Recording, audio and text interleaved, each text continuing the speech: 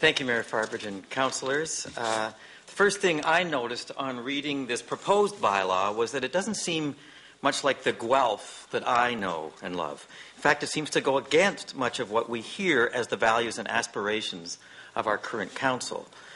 We've seen such progress with the council's desire to encourage citizen engagement and transparency. I've been thrilled with the Well-Being Initiative, which is asking us to participate in working together to improve our collective quality of life here. Well done. It's giving us a chance to have a say. That's the Guelph I recognize. And yet, what I see in this nuisance of a bylaw has a different tone to it. Many of us in this room worked hard to ensure that we had a progressive council that reflected what we thought were the progressive natures of our community. This bylaw feels regressive to me, so I'm surprised and somewhat disappointed to see it coming from this administration. Because it's so non-specific in its language, it feels to many, and that's why I think we're here tonight, that it is disguised as something meant to deal with drunken, disorderly downtown revelers, but designed to give powers to control the nature of public expression and discourse. It doesn't seem to be a coincidence. You're breaking a bylaw, I think. Just a matter of being polite to delegations, to not either applaud or Anyway, it's designed to give powers to control the nature of public expression. It doesn't seem to be a coincidence that this comes on the heels of the Occupy movement protests. We have a long and peaceful history of allowing public rallies, protests, marches here in Guelph. I've been to most of them. It enlivens our community, but it's as if someone saw the Occupy campers and said, well, let's make sure that doesn't happen again. And if this bylaw passes, it surely won't. Though I empathized with the issues raised by the Occupy movement and personally took part in some of their assemblies, I didn't agree with all their tactics, their tone, the optics of their occupation. But you know what? Democracy isn't always neat and tidy. It's a little scruffy around the edges. It doesn't always go the way you'd like it. In this case, it wasn't us usual gray-haired rabble-rousers who are used to defending lost causes. It was young people. Young people who actually cared about their country and their future, but because they didn't do it in a nice, tidy way all the time, not the way it's usually done, we're about to all suffer for it, I believe. Those young people are likely to learn tonight that they were right, that you can't make a difference because those in power don't actually want to listen to them in the way they're thinking they want to communicate. The Canadian Civil Liberties Association has correctly pointed out that this bylaw puts at risk our constitutional democratic rights of expression in this community.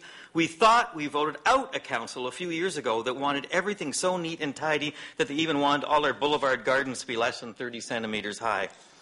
That council is gone and our wild and wonderful boulevard gardens are thriving, but is democracy? I'm quoting from the Guelph Mercury here. The municipal report dealing with the changes to the proposed bylaw asserts that city police and bylaw officers will not abuse the greater power this bylaw would allow. To me, that's like saying the bylaw states that we could use our discretionary powers to ban demonstrations or shut down occupations, but we promise that we won't. What if we get a council 30 years from now after our mayor retires that has a different definition of what abusing that greater power could mean? They could decide that they don't like a certain initiative by a public interest group and ban it or fine it if they choose to. This power seems too discretionary to be democratic, and if they promise to not use the powers described in the bylaw, why do we need the bylaw? I don't actually see anything not already covered by actual laws that couldn't be enforced if something turned violent or disruptive.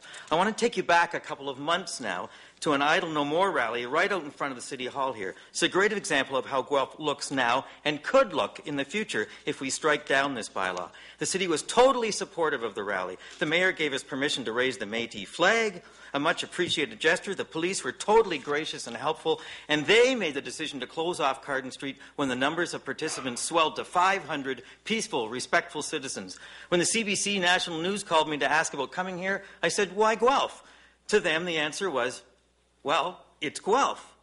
We have a reputation for this kind of advocacy, the kind of new thinking, the kind of collaboration that makes people want to live here and visit here.